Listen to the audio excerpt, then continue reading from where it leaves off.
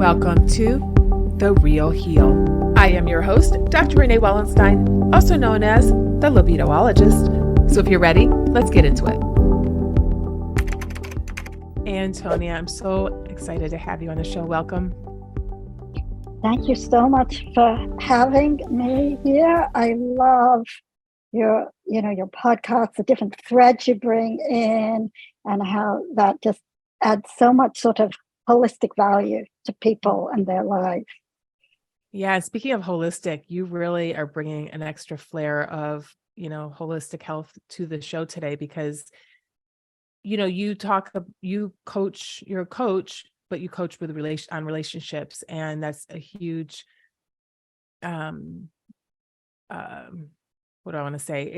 It's huge in my world because I work with women and their libido. And a lot of times it is a relationship issue that they don't want to talk about. They want the hormone or they want the next best supplement or whatever, when deep down it's a relationship issue. So right there, and then I knew that you had to be on the show, but you tie not only the relationship coaching in with Kundalini yoga, another thing I love, and I think is an essential part of, I feel like it should be an essential part of everyone's health because it really, really reconnects us to our mind, body, our breath, our energy in our bodies. And so I thought it would be really cool to have you on the show so we can talk about how you sort of marry these two together in your coaching, relationship coaching, but also Kundalini yoga to make it one and the concepts of both. But before we get into that, why don't you tell us who you are and how you got doing what you're doing today? So I totally changed my life in midlife. And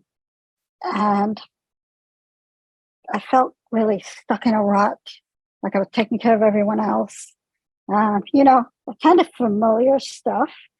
And I also was thinking, well, I need to get my body ticking over. So I came to yoga like a lot of other people, physical side. And then I began to see how yoga was just changing every part of my life, particularly my relationships. And that seemed very, very profound and mysterious almost. And I was getting more into yoga. I'd taken a yoga teacher training and I discovered this Kundalini yoga. I started to do a few Kundalini yoga practices called kriyas in Kundalini yoga. And they have certain aspects to them because they're not just movement. They have breath, they have mantra. And I found myself really attracted to this, and I was doing more and more of these.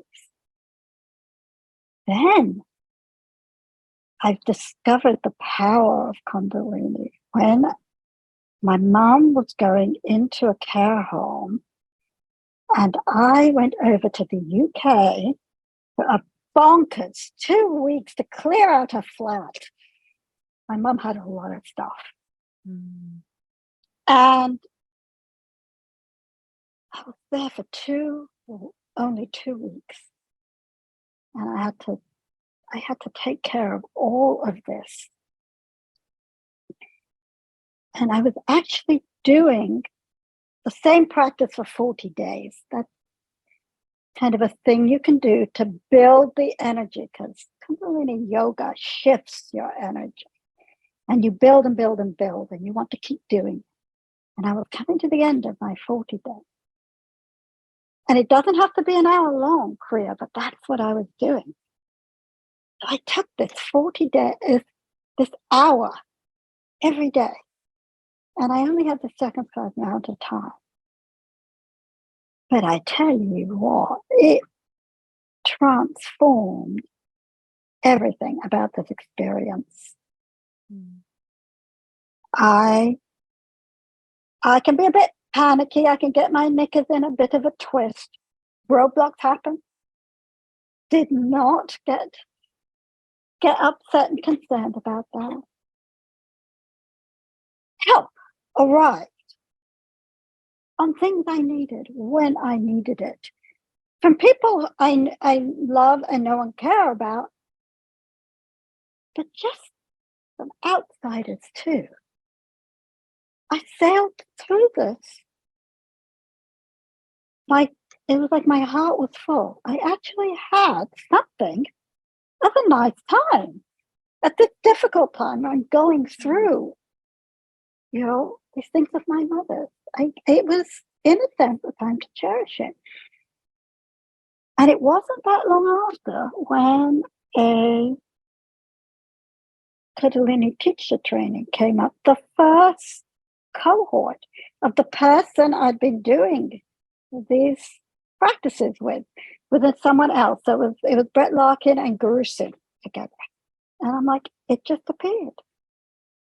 And there's a phrase that certainly Guru Singh uses, trust the Kriya. And in a sense, that's what I had been doing, and that is what is important. One of the profound things about Kundalini yoga is it gives you a roadmap, kind of a blueprint. And it can definitely you can get a response from the Kriya. You can get out of your comfort zone. But it will, when you do this, it will open those gateways in your mind. Mm-hmm. And that has the most profound effect on you and on your relationship. And one of the most profound effects, of course, it can have is in your marriage and with your parents and people like that. So it is, we were talking about how it's sort of difficult to describe and mysterious. It's a bit mysterious. Mm-hmm.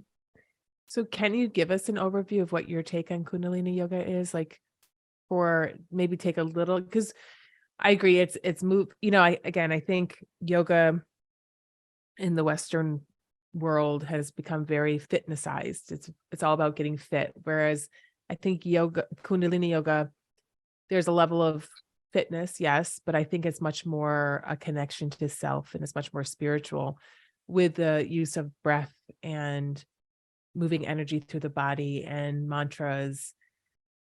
So it's a little, and repetitive movements that are not easy. It's not like you're holding necessarily like, I don't know, tree pose, but you're holding, you're doing repetitive motions generally with your arms or your legs or your core or something, upwards of like 8 minutes sometimes or longer, like I'm not there yet, but it definitely becomes a battle of, your will to continue over your fatigue, but, also keeping the breath going or the mantra. So there's all these combinations of things going on when you're practicing. So mm-hmm. Do you have a way of sort of, because we also focus on the chakras, the energy movement through the body, and different kriyas sometimes can actually stimulate different chakras, but mm-hmm. So I'm saying a lot of this, but can you wrap it up with a little bow on it and better describe, since you've probably been doing it a lot longer than I have, of exactly what it is? Well, in the greater framework, what Kundalini yoga does is it moves your energy mm-hmm. so that there is a good flow of energy that will help realign your body, and using the chakra system, mm-hmm. using your head, your heart, and your gut, so that you will be able to show up as your best self. Mm-hmm. And sometimes you might have something in mind that you need help with. Mm-hmm. Mm-hmm. Like, yes, you're feeling resentful with your spouse. And so you might want to do something that is more heart opening, Mm-hmm. or you might want to do something that will help you tune into your voice so you can express it better to your spouse. So these kriyas can be more general in the sense of a journey up the chakras, or it could be something that is more geared to certain just certain areas where you're looking for that bit of help. Because there's two circles of movement in Kundalini yoga. And one is like the chakra system. It goes right up and then it comes back down, right from your ground, your root chakra, right on up through and around again. And then there's your other circle that goes around your heart, and it's more geared to your heart and your throat. So there's this almost complex movement that you have. And these movements and breath work that you do when you're focusing on your heart or whatever it is, it's just like you were saying. One of the things I love is that the movement is often repetitive.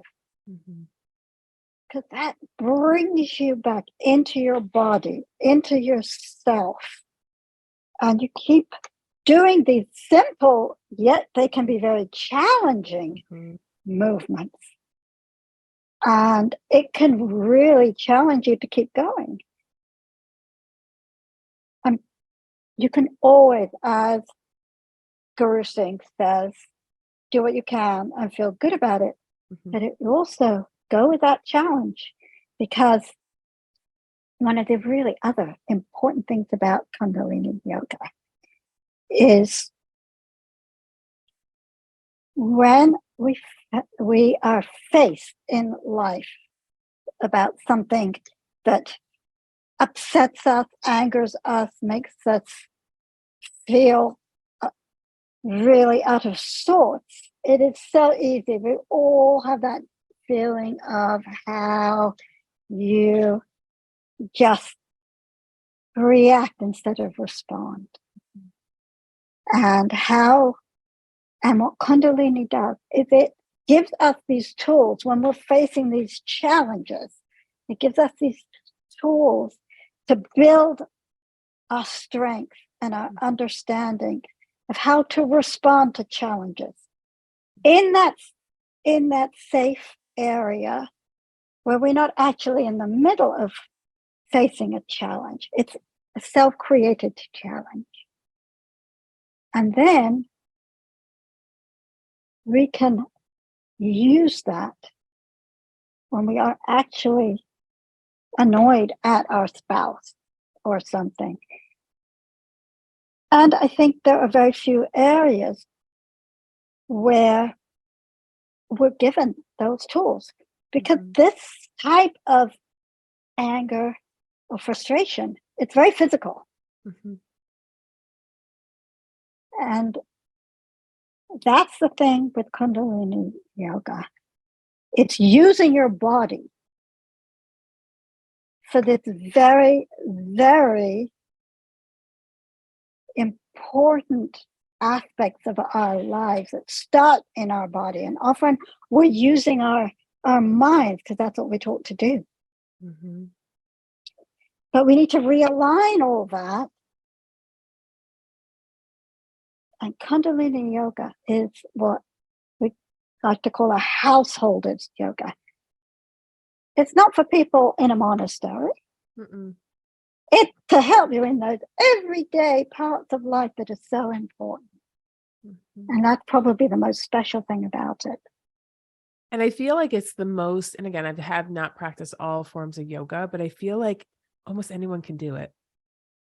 I just feel like between the movements in the breath work and, there's levels of difficulty, but there's a way of making it so everyone can do it and and reap the benefits from doing it. So that's what I loved most about it because, having had a back injury and have my own limitations, I felt like this was a form of yoga whereby I could do the physical part, which again, levels of difficulty, but I could reap the benefits even if I did the least amount of movement or, um, especially the movement part. I feel like there's also a challenge with the breath work, especially breath of fire.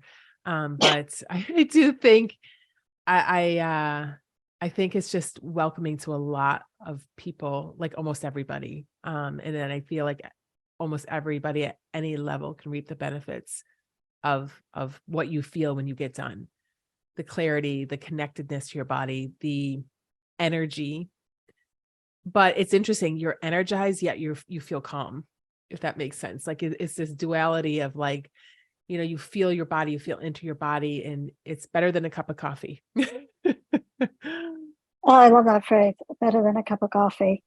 'Cause that you put that absolutely perfectly. There's this combination of of feeling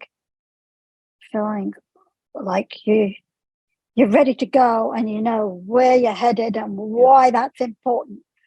And that that is exactly right what you're saying, that anybody can do it. Mhm, It's a signal through your nervous system, mhm, into your nervous system, that mhm. really can.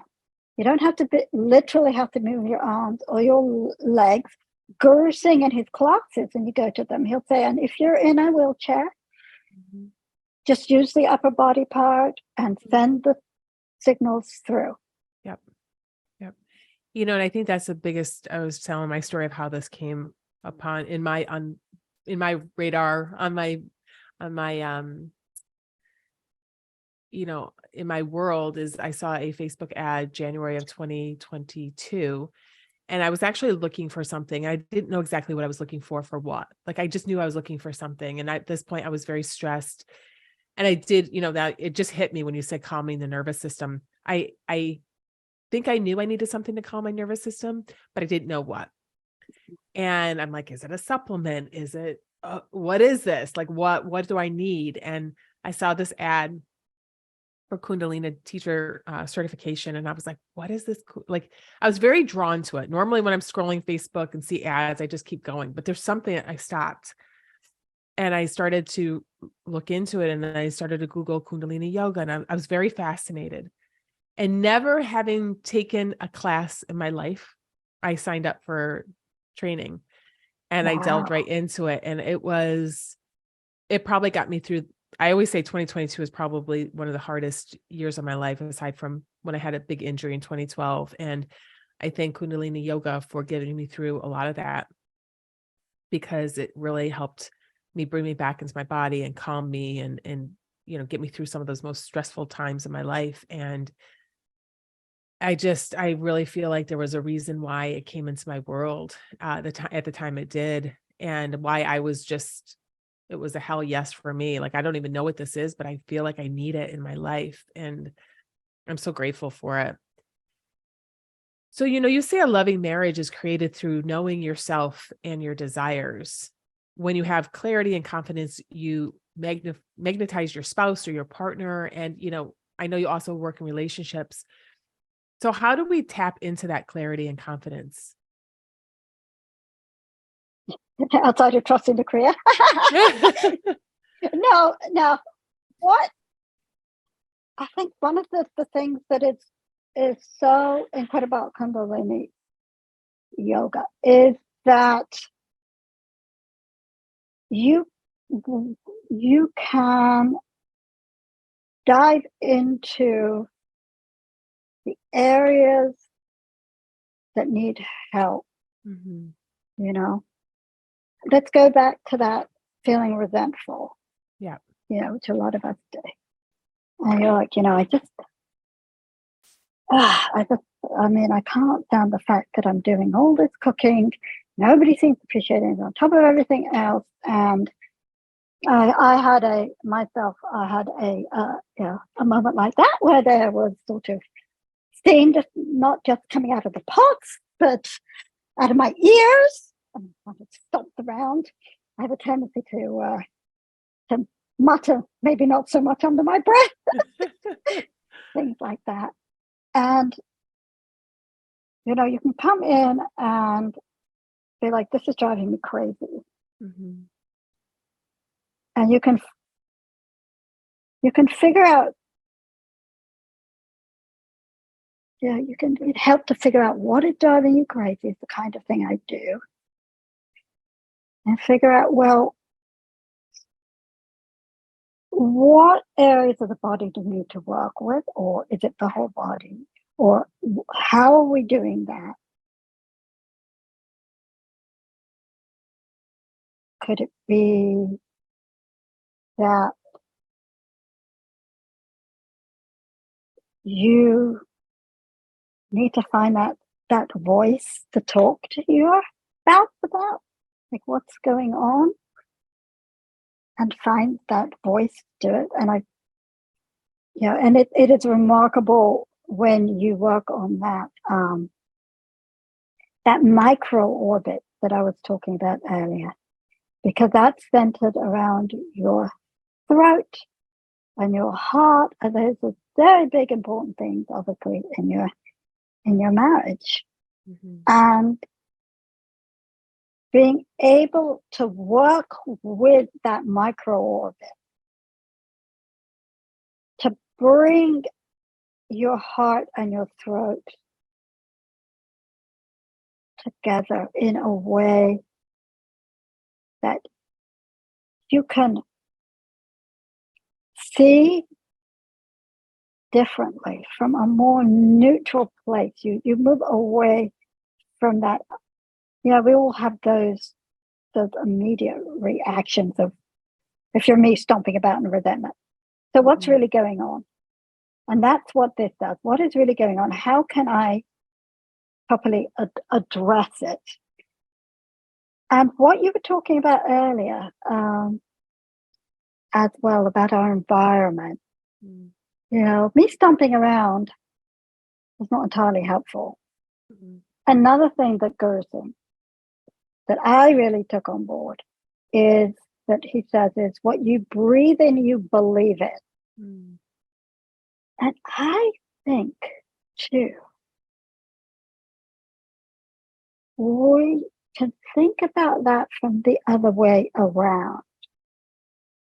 What are we putting out into our home?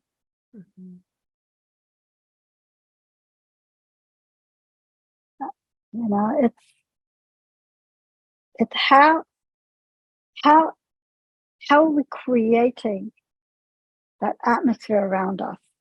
And unless we are doing the work to understand what is going on, you know, finding that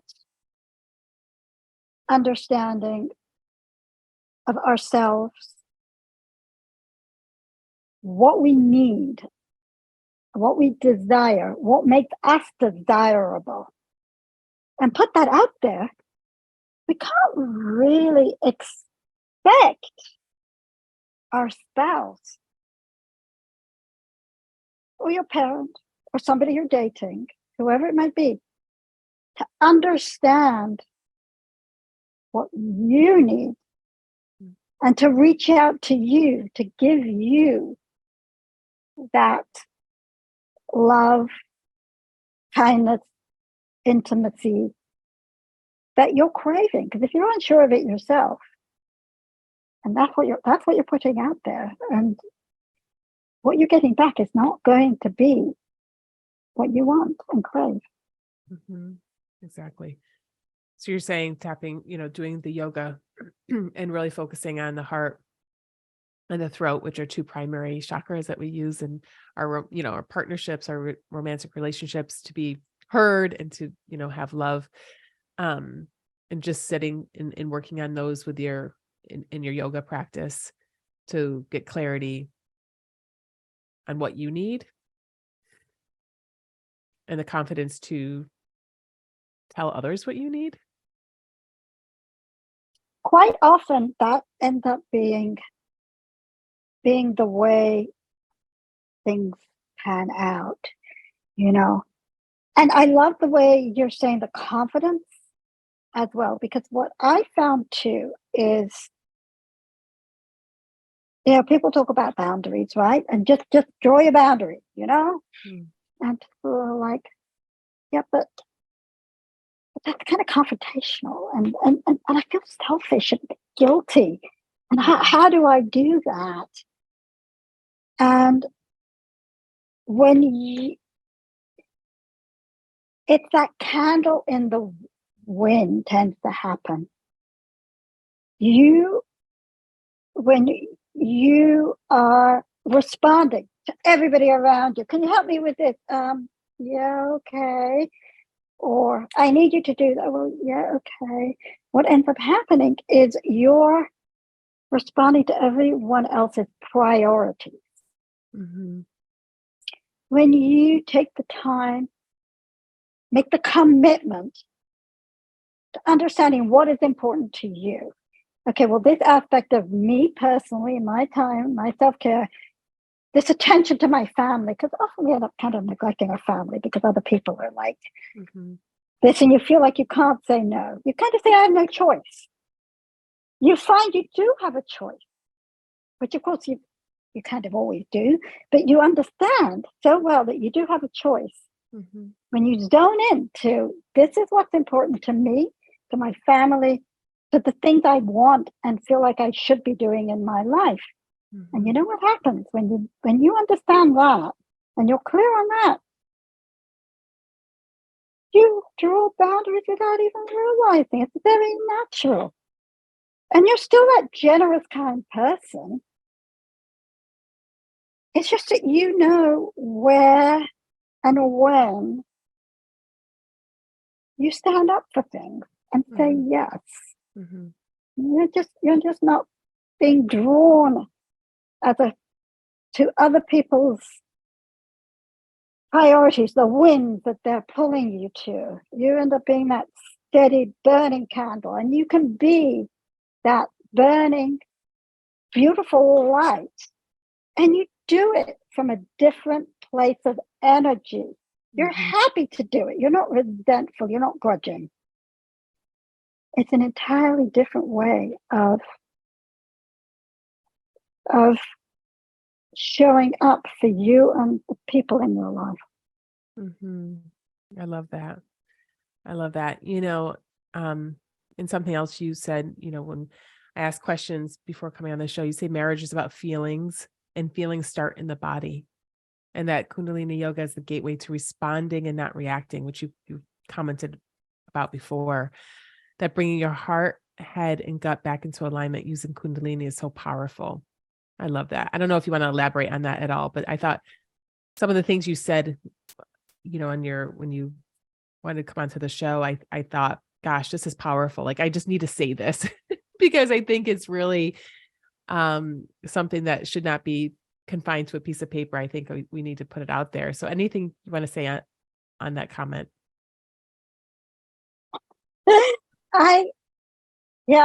I'm kind of like, everybody should be doing Kundalini. It's life-changing. And you see, and that's the thing is, we're taught very much to use our head in the West. You have to be rational decisions. And we are taught to suppress our feelings a lot. Even our joyful ones certainly are more uncomfortable feelings. But relationships are about feelings. They're about that joy of connection. And they're about the difficulties that we go through in life, and the support we want and the support we give. And that always gets very complicated.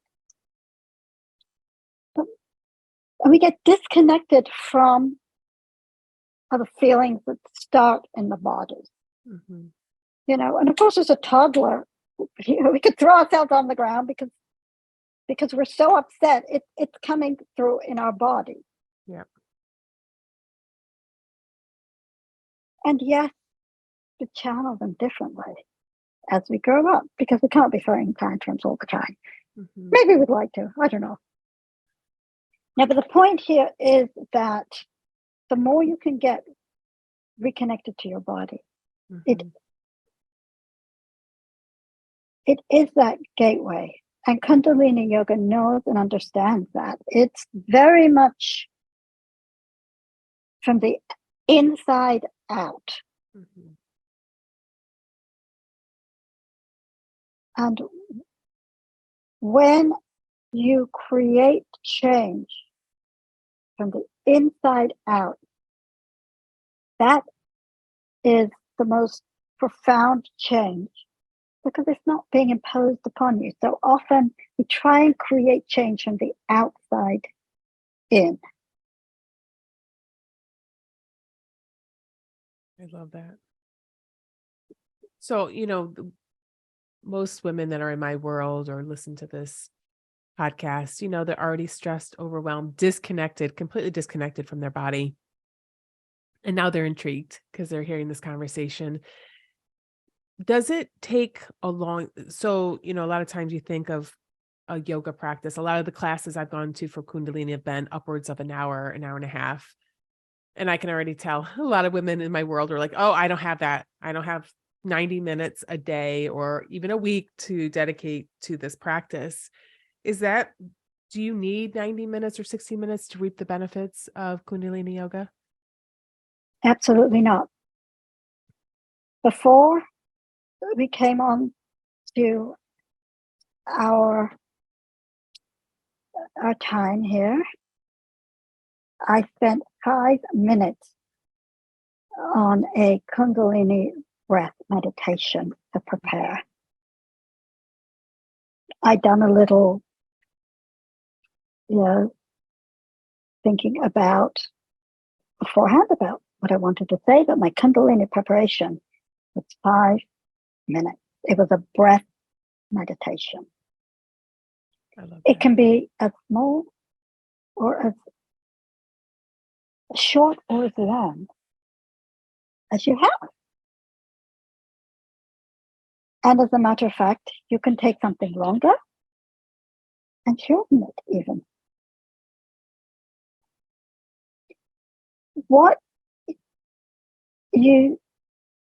That's one of the great things about Kundalini yoga too, is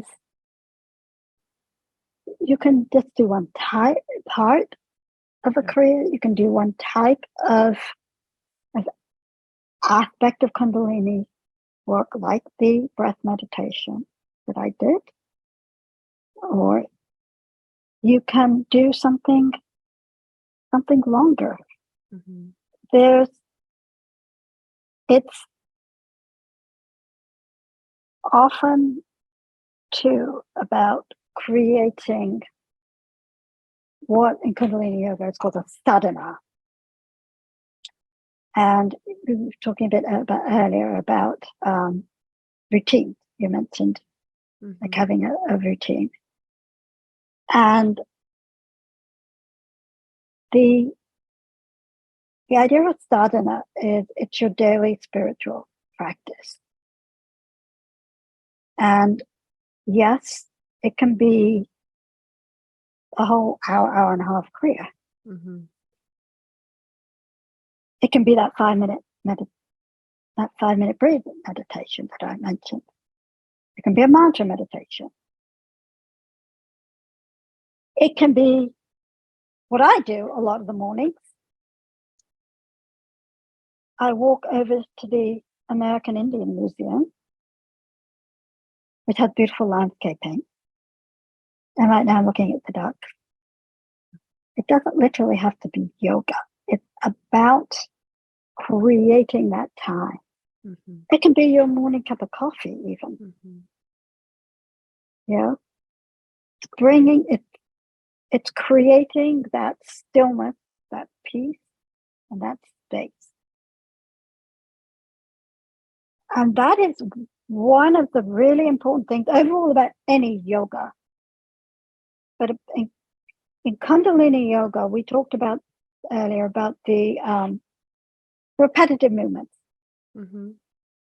And that's one of the great things is that these repetitive movements,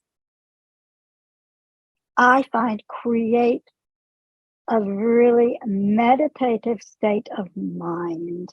Because meditation is not easy. Mm-mm. You know, in practice meditative.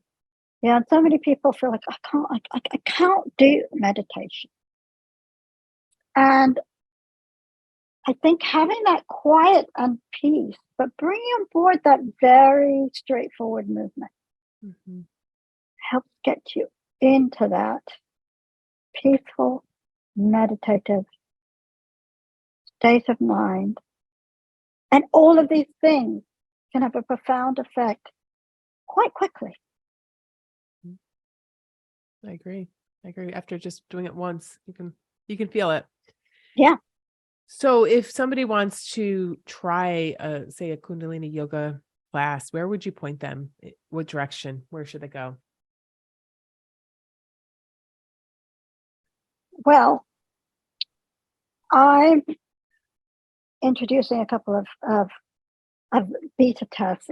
I'm bringing different types of relationships and how to help with the Kundalini yoga.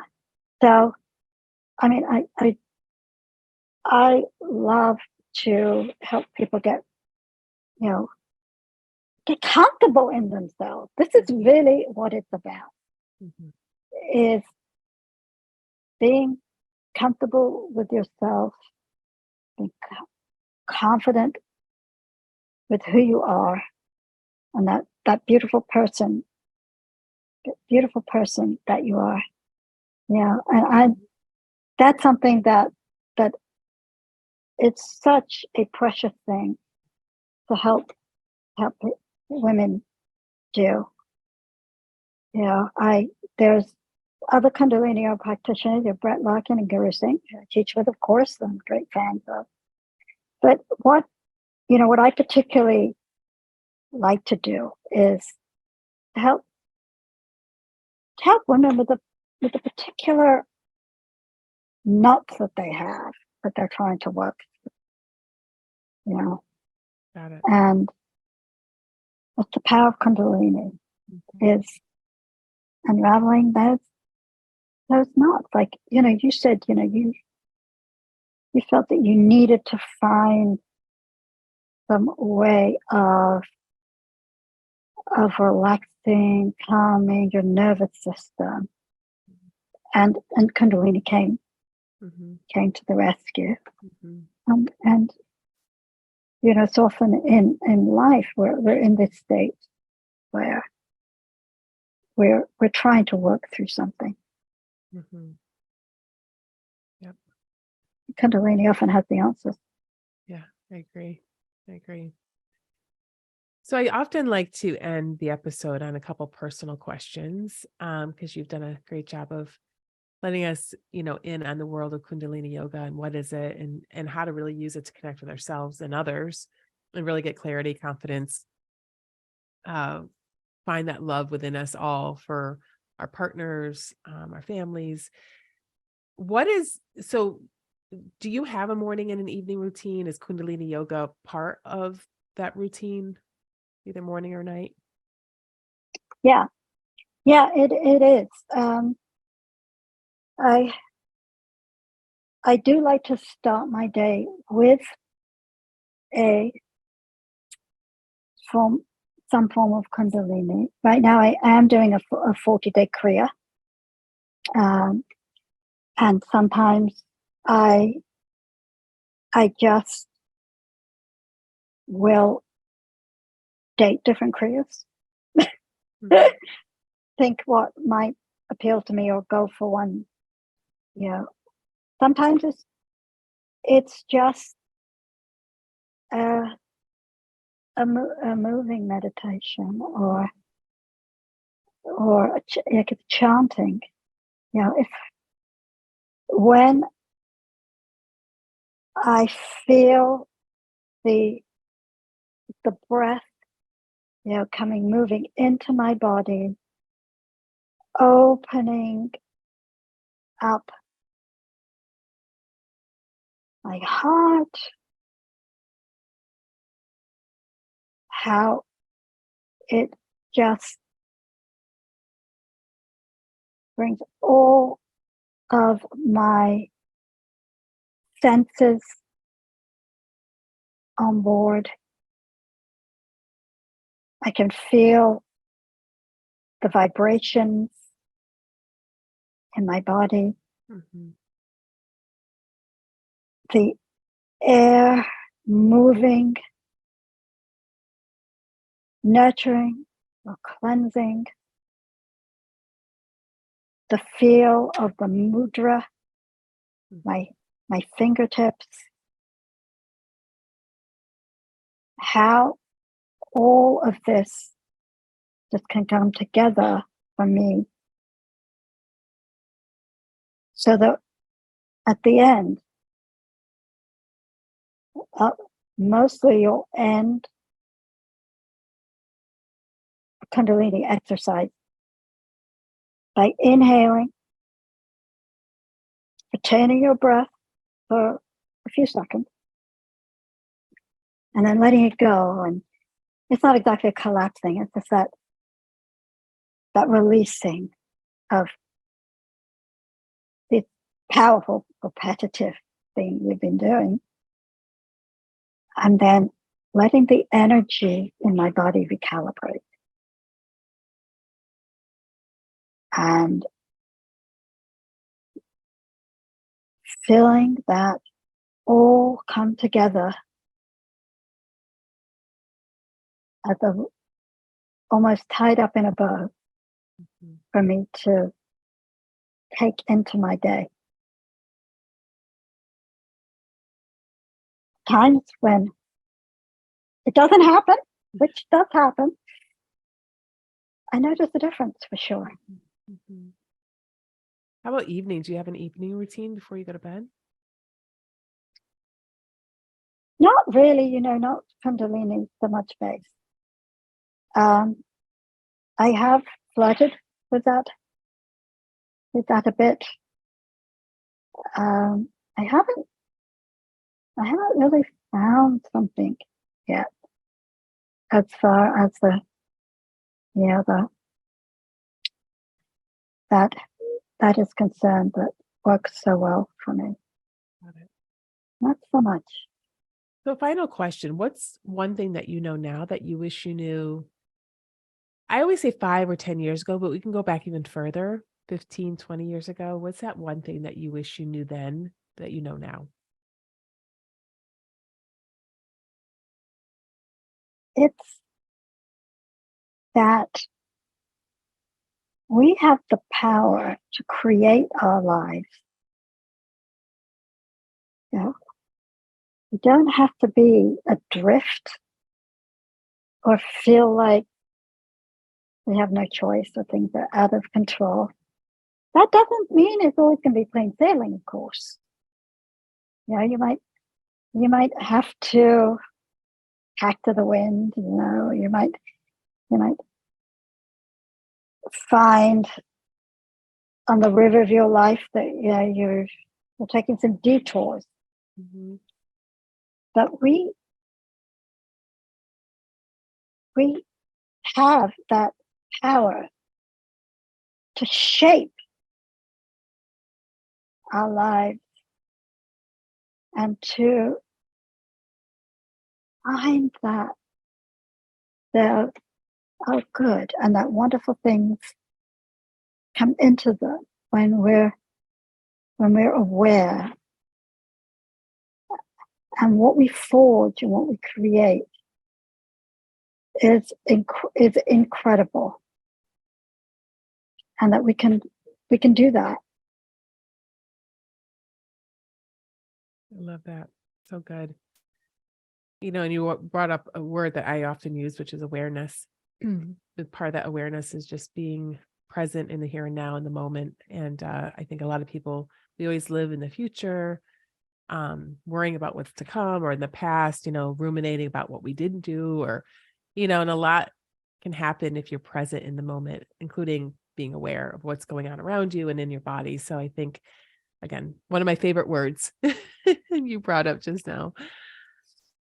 So Yeah, go ahead. where can the audience connect with you? Where do you like to hang out most? Are you on social media? Do you have a website? Yeah, I have a Facebook page, Okay. which is this Facebook group is a Soulmate Connection, and that's just the place to what's going on in your marriage, what's going on with your dating, and your relationships.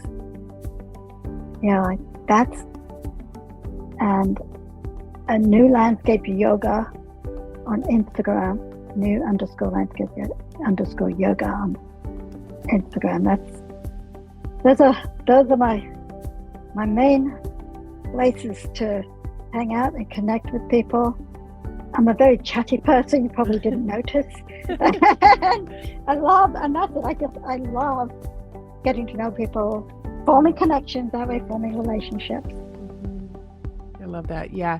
So we'll make sure we put those links to Facebook, Instagram in the show notes, definitely to make it easier for others to find you. But I want to thank you for coming today, joining me, having this conversation, helping us understand, the power of Kundalini yoga and the impact it can definitely have on not only ourselves, but our relationships. So thank you so much.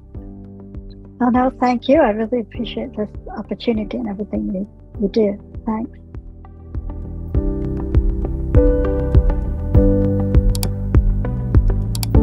And with that, I'm out of here. Talk to you again soon.